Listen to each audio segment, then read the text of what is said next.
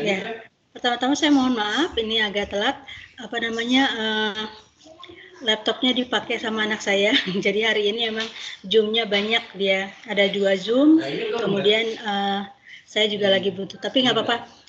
Untuk sementara sebelum ada alternatif lain, hanya cukup hari ini saja. Insya Allah pekan depan tetap dimulai jam 8 ya. Oke, kita mulai dari itu apa itu audit ya atau pemeriksaan akuntansi. Kalian sudah download itunya ya, apa PowerPoint-nya ya? Nah, di sini Sudah, Bu. ya, oke. Apa sih auditing dan propensi? Mengapa auditing diperlukan? Apa itu auditing? Lalu siapa yang melakukan pekerjaan audit? Kapan audit dilakukan? Bagaimana cara melakukan audit? Ini adalah bahasan umumnya. Nanti kalian sendiri yang akan bagian-bagiannya yang lain ya. Nah, kita lihat peran auditing. Peran auditing di bidang bisnis itu adalah keharusan bagi perusahaan publik, karena memang aturannya semua perusahaan itu sekarang harus apa istilahnya, ketika perusahaan publik maka yang melihat kinerja suatu perusahaan itu adalah publik, maka otomatis publik menginginkan bahwa laporan keuangan yang sudah disajikan adalah wajar atau tidaknya itu harus ada orang yang mengaudit. Mengauditnya itu adalah pihak luar, jadi bukan dari perusahaan tersendiri. Kemudian juga audit itu berperan juga bagi persyaratan untuk debitur, karena memang sebuah perusahaan harus diaudit terlebih dahulu ketika ingin mendapatkan pinjaman. Kemudian di bidang pemerintah juga, karena pemerintah itu memang yang istilahnya dia akan mengeluarkan uang. Uangnya itu udah sampai mana sih? Anggarannya di pemerintah pusat, di kementerian, di provinsi, kabupaten, sampai saat ini juga sekarang ini sudah sampai ke desa-desa. Makanya audit sekarang walaupun di desa itu belum ada kewajiban mutlak bahwa mereka harus diaudit, tapi lambat laun di desa pun karena dia menerima dana desa, maka dia akan ada audit yang juga harus dilakukan oleh mungkin karena sekarang ini kenapa belum sampai ke desa, karena desa-desa itu juga dalam penyediaan dana untuk auditingnya belum ada. Kemudian juga auditor-auditor juga belum sebanyak desa di seluruh Indonesia kayaknya ya. Kemudian di bidang perekonomian, audit perpajakan ini terkait dengan penerimaan pemerintah. Perlu ada juga tentang bagaimana yang sudah disetorkan kepada negara, apakah sudah sesuai dengan aturan atau tidak. Oke, kita lanjut lagi. Nah, auditing ini adalah proses sistematis ya. Jadi memperoleh bukti dan mengevaluasi bukti secara objektif. Jadi memang di prosesnya itu harus dievaluasi bukti. Buktinya harus ada dan sahih gitu ya. Kemudian asersi tentang tindakan. Jadi ada tindakannya itu dilakukan berdasarkan alasan apa? Berdasarkan alasan yang tepat ya, dalam artian tidak mengada-ngada alasannya. Kemudian juga derajat kesesuaian. Ada sesuainya itu sampai tahap berapa? Misalnya dari oh ini sudah sesuai sampai 50%, 40 atau sampai 90% sudah sesuai, atau bisa jadi 100%. Nah, ada kriteria juga yang ditetapkan dalam auditing ya. Kriterianya kesesuaian itu ada kriterianya berdasarkan apa? Berdasarkan undang-undang atau berdasarkan standar akuntansi dan sebagainya. Dan ada proses komunikasi hasil. Begitu selesai audit harus ada laporannya gitu ya. Makanya laporan audit itu juga perlu dibuat. Kemudian hasilnya itu harus disampaikan kepada yang berkepentingan. Tadi kalau perusahaan publik berarti kepada publik. Kalau pemerintah berarti kepada atasannya langsung, misalnya dari menteri ke presiden dan seterusnya. Ini ada tipe-tipe audit. Yang pertama audit laporan keuangan. Yang kedua, audit kepatuhan, compliance audit biasanya sebutnya. Kemudian audit operasional, ini audit kinerja, manajemen audit. Nah, tipikal audit yang 3 ini pun nanti profesinya bisa beda-beda.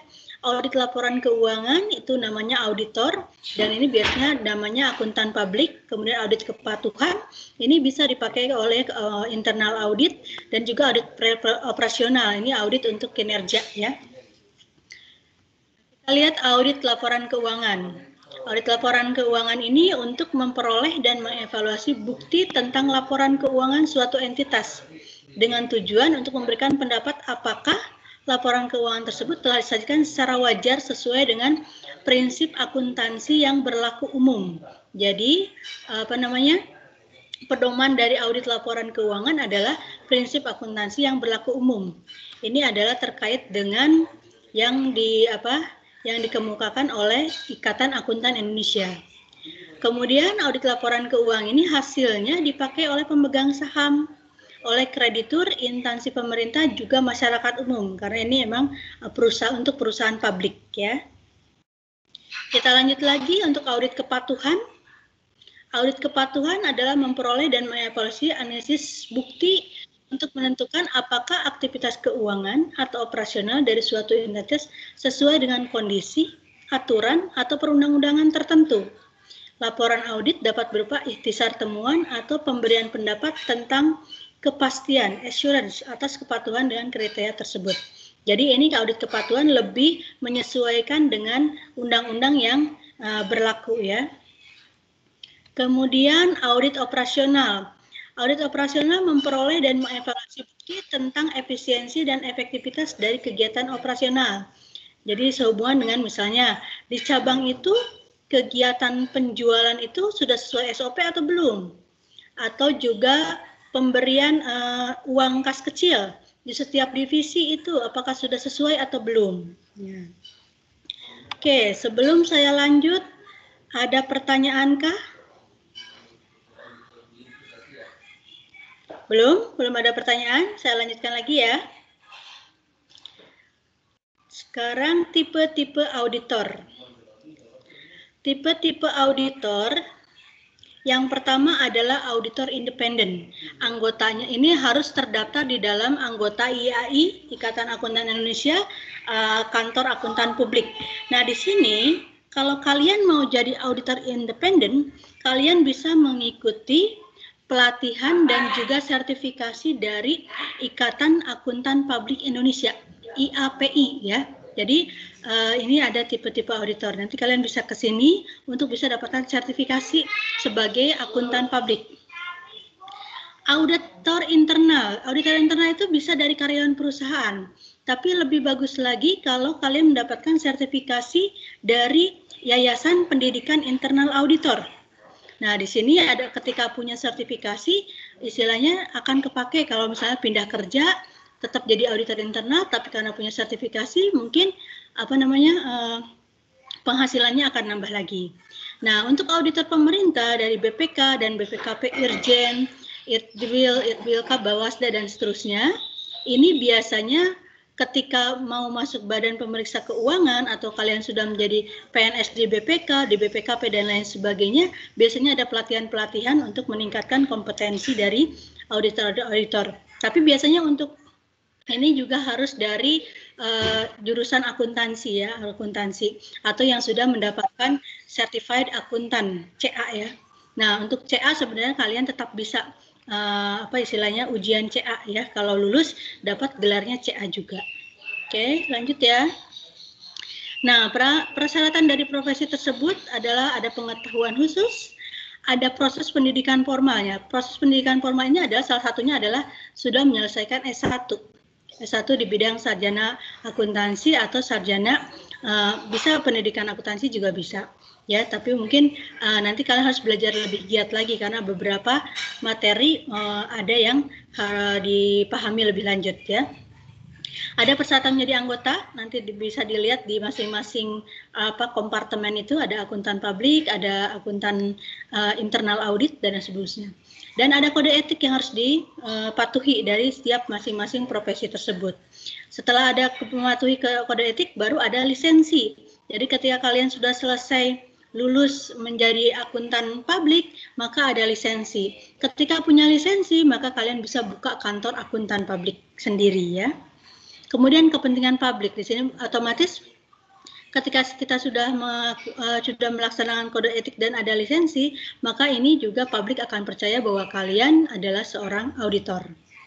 Nah, ini juga ketika seorang auditor maka harus ada kewajiban sosialnya, istilahnya jangan sampai ada hal yang di luar etika tadi dilakukan oleh seorang auditor ya. Kemudian visi dari istilahnya ini certified public accountant ya. Certified itu ada akuntan publik yang tersertifikasi. Kalau di Indonesia ya, bisa kalian gabung di Ikatan Akuntan Publik Indonesia. CPA ini bisa didapatkan. CPA ini nanti visinya adalah menjadi profesional terpercaya. Ya, dan satu lagi mengatasi dunia yang kompleks dan berubah. Nah, sekarang saat ini memang fungsi auditor itu sangat lebih rigid karena memang dengan keadaan pandemik ini ya memang kita harus bisa mengatasinya dengan teknologi yang ada ya. Bagaimana mengaudit tanpa harus istilahnya datang ke perusahaan. Walaupun ini agak sulit untuk saat ini. Mungkin beberapa hal yang kita bisa audit di luar kantor ada, tapi ada beberapa hal yang mau tidak mau kita harus terjun ke dalamnya. Ada dasar-dasar apa istilahnya? Dasar-dasar nilai yang harus dipahami, kemudian dasar kompetensinya dan dasar jasa-jasa yang akan diberikannya. Nah, ini yang nilai-nilai yang harus dipahami adalah pendidikan berkelanjutan dan belajar seumur hidup. Jadi seorang akuntan itu harus selalu belajar. Makanya ketika mendapatkan sertifikasi sebagai akuntan publik pun diharapkan atau diwajibkan setiap tahunnya dia harus mengambil pelatihan.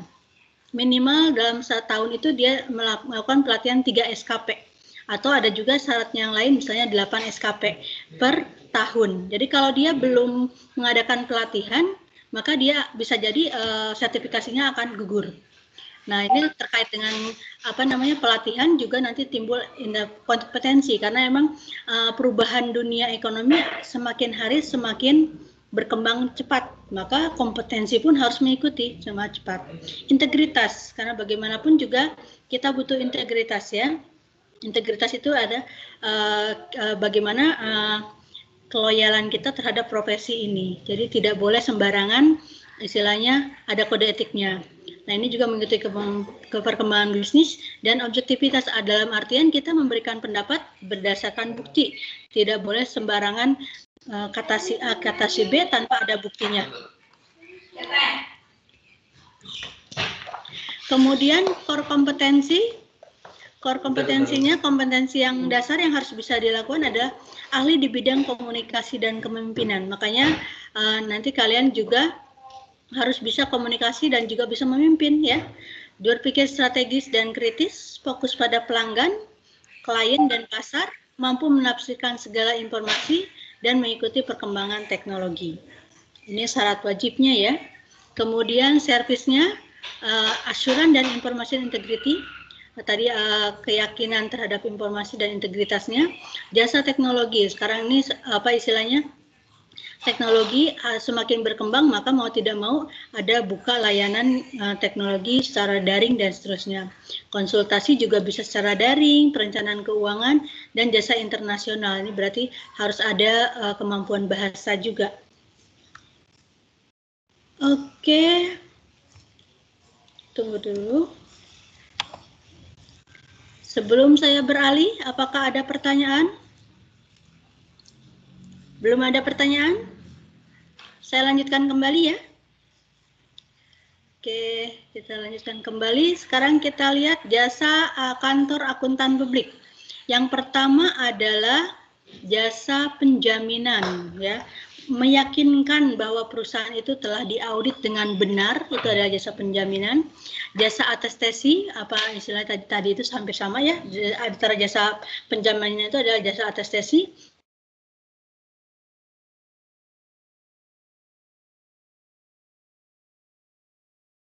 Kemudian praktek-praktek di dalam perusahaan yang setelah diaudit, review, kemudian juga persetujuan atas suatu prosedur.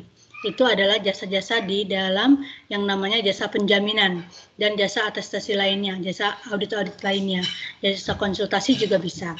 Kemudian jasa non penjaminan, jasa akuntansi dan juga pajak dan juga jasa konsultasi. Kemudian jasa asuran ini jasa profesional independen untuk meningkatkan kualitas informasi atau konteksnya untuk mengambil keputusan. Jadi ketika mengambil keputusan, Bagaimana meningkatkan kualitas informasi itu?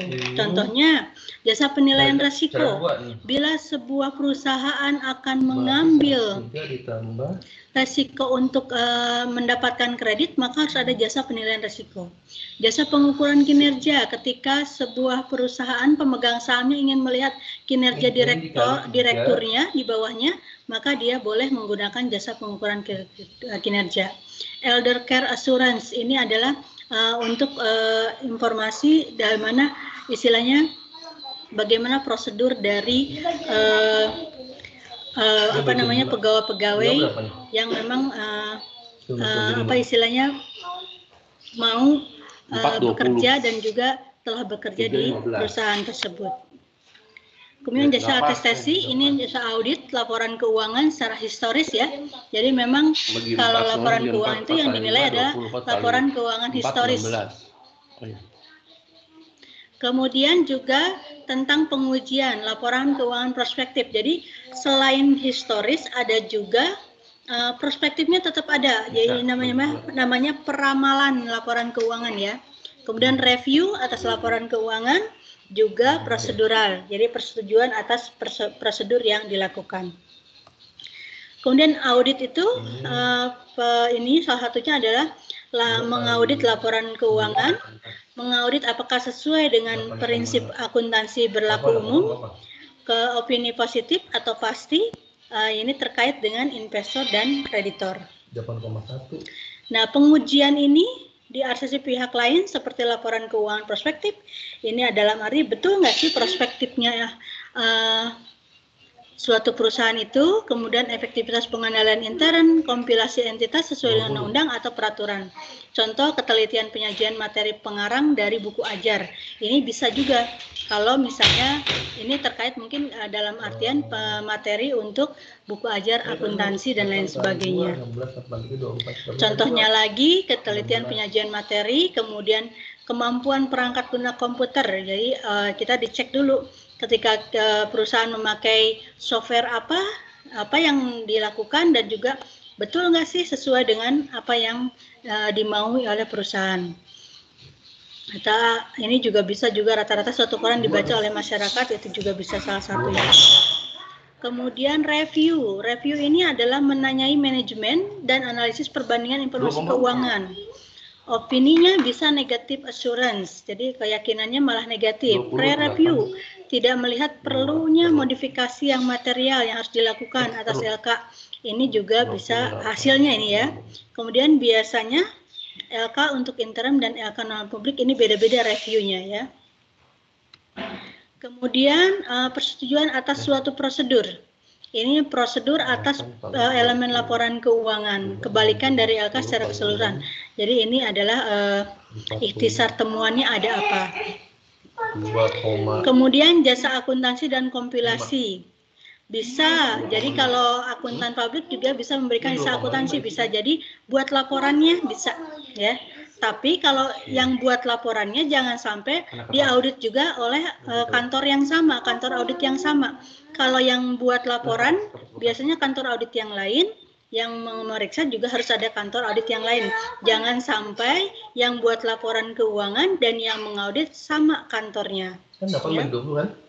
Tapi di sini tidak memberikan opini atas laporan keuangan yang dikompilasikan.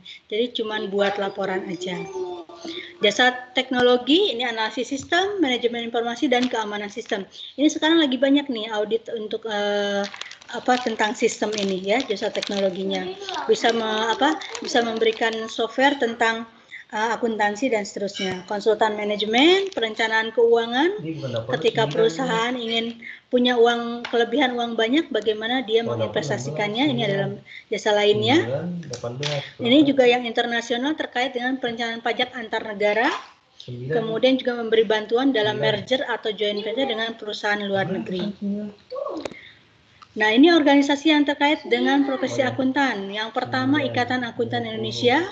Kemudian IAI, Kompartemen Akuntan Publik. Nah, dulu masih kompartemen, saat ini sudah ada Akuntan Publik Indonesia, Ikatan Akuntan Publik Indonesia tersendiri. Dan Bapepam, ya. Kemudian organisasi pemerintahnya, Jadi IAI dan akuntan publik di Bapepam itu selalu diawasi oleh Departemen Keuangan. Jadi di Departemen Keuangan itu ada dirjen yang mengawasi akuntan Indonesia secara keseluruhan ya. Jadi harus terdaftar di Departemen Keuangan agar bisa diawasi. Jadi ikatan akuntan itu harus diawasi. Kemudian ada BPK juga sama. BPK ada tersendiri ya, dia punya standar tersendiri. BPKP juga hampir sama. BPK dan BPKP ini biasanya dalam sertifikasi sama, hampir sama. Kantor pelayanan pajak otomatis dia di bawah Departemen Keuangan, Badan Pengawas Daerah, DPR dan DPRD ini adalah organisasi yang terkait dengan profesi akuntan. Nah, di sini organisasi kantor akuntan publik biasanya ada partner. Jadi auditor-auditor yang sudah mendapatkan sertifikasi sebagai akuntan publik, dia bisa ikut gabung dalam suatu kantor akuntan publik. Jadi tidak sendiri. Karena kalau sendiri agak sulit juga membagi pekerjaannya ya. Kemudian di dalam setelah partner, dia bisa menunjuk seorang manajer, senior auditor, supervisor, dan junior auditor. Nah, ini tahapan-tahapan karir bagi seorang auditor kalau masuk di dalam kantor akuntan. Dimulai dari junior auditor, setelah 2 tahun jadi supervisor, dan seterusnya. Tergantung dari kebijakan kantor akuntan publik sendiri. Nah, persyaratan seorang auditor independen yang pertama bergelar akuntan. Jadi yang pertama bergelar akuntan itu berarti CA, Certified Accountant. Certified Accountant diperoleh dari IAI. Bergelar istilahnya akuntan publik ini.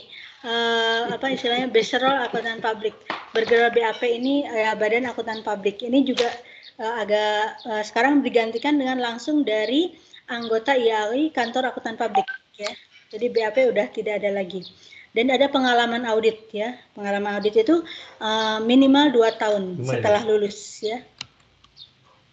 Regulasinya yang menjaga mutu jasa itu adalah PSAK, SPAP, Standar Profesi Akuntan Publik, Kode Etik Akuntan, Kode Etik Akuntan Publik, Peraturan KAP, Kebijakan dan Prosedur KAP, kemudian regulasi pribadi atau kolega, ya CPA, peer review, kritik atas kegagalan dalam audit, dan juga pengawasan masyarakat. Regulasi pemerintah ada undang-undangnya, ada SK Menkyu-nya, makanya ketika menjadi seorang certified akuntan, ada SK Menteri Keuangannya ya, tidak sembarangan. 25. Oke, saya kira cukup. Mangga dibuka pertanyaan, silakan angkat tangannya. Silakan yang mau bertanya angkat tangannya. 0,25. Ada yang mau bertanya? Bu, saya mau bertanya dong, Bu.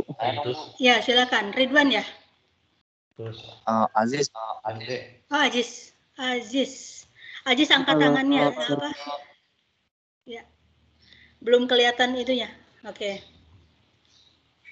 Saya mau nanya ini, Bu. Itu kalau sertifikasi itu bisa berapa lama ya, Bu?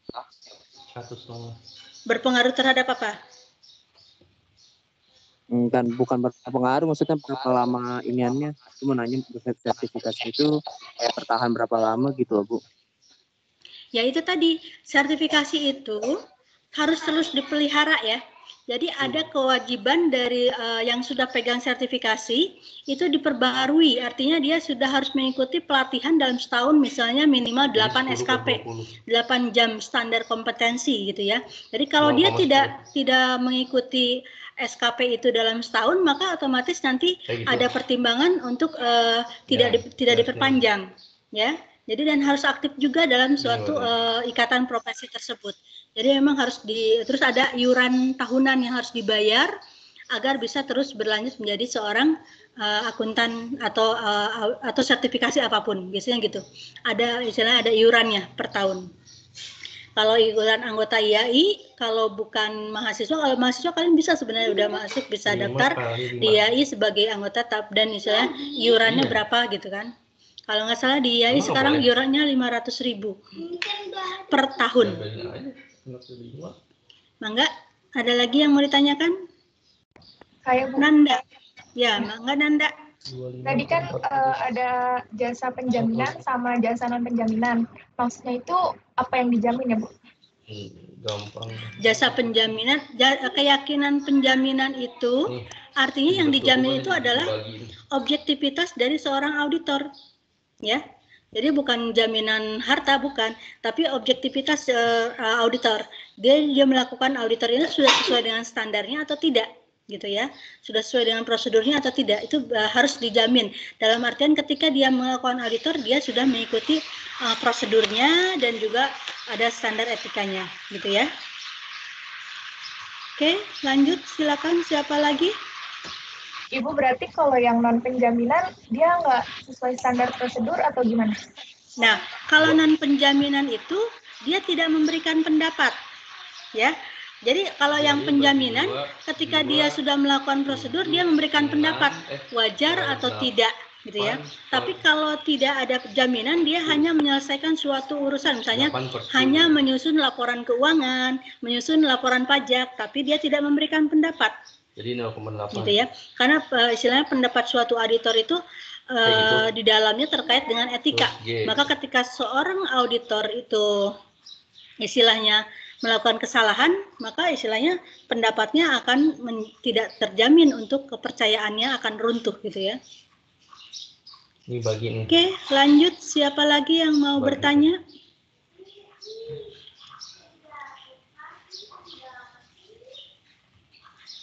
Siapa yang mau bertanya lagi?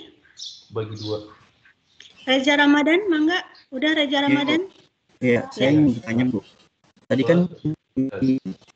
kan jasa sama jenis-jenisnya. Itu Kurang jelas pertanyaannya. Sorry. tes. Kurang jelas. Nah.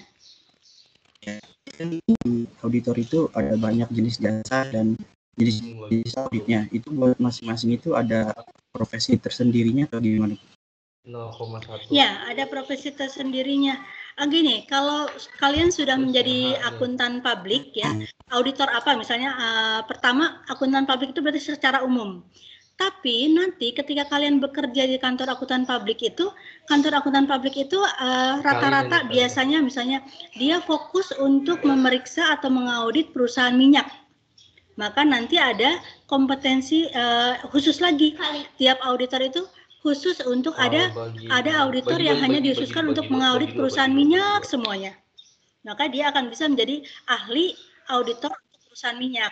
Kemudian pula bisa jadi dia akan mengaudit perusahaan manufaktur semua gitu. Biasanya seperti itu. Jadi ada kekhususan dari masing-masing. Jadi makanya begitu masuk ke dalam suatu kantor akuntan publik, kita lihat spesifikasi dari akuntan publik tersebut. Apakah perusahaan yang diaudit perusahaan minyak? Maka kita harus tahu, resiko perusahaan minyak itu yang tertinggi di mana, gitu ya. Karena seorang auditor itu harus menyelami dulu sebelum misalnya, kita mau ngelamar ke auditor apa nih, misalnya auditor EY.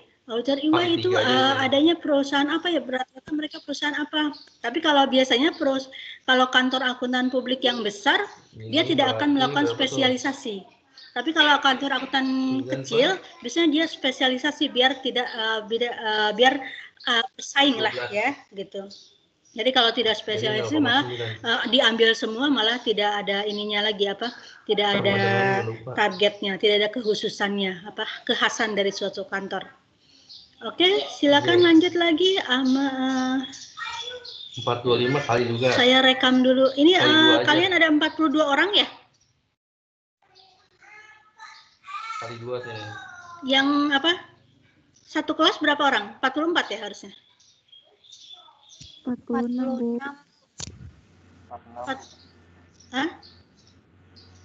46 atau berapa? 46. Oh, hari ini berarti yang masuk 42 ya. Saya ini dulu rekam absennya dulu. Terus yang Kak? Sampai J doang. Ya tahu, ntar cek lagi Bunda. Oke, ada lagi? Jadi mohon maaf hari ini saya agak telat karena istilahnya laptop saya lagi dipakai Zoom anak saya sebentar karena istilahnya HP dia lagi lag gitu, sinyalnya jelek. Oke, ada pertanyaan lagi? Kalau tidak ada, maka nanti istilahnya pekan depan mulai kelompok 1 ya, presentasi, diskusi. Dimulai jam 8 saja, jam 8.15 lah ya. Nanti baru kita mulai lagi. Oke, pertanyaan sudah cukup?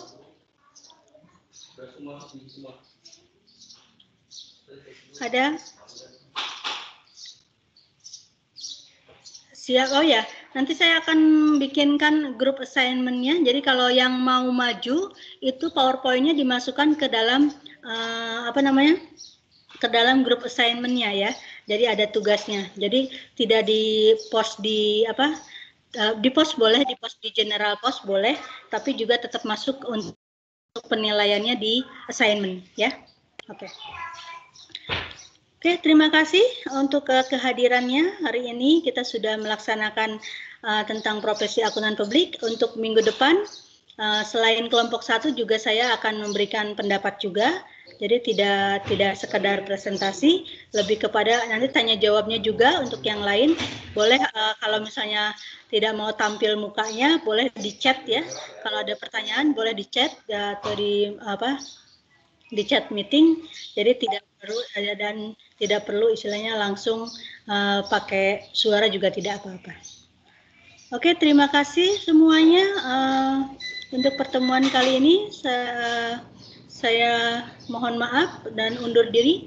Terima kasih semuanya. Assalamualaikum warahmatullahi wabarakatuh. Waalaikumsalam warahmatullahi wabarakatuh. Terima kasih, Bu. Terima kasih, Bu. Kasih, Bu.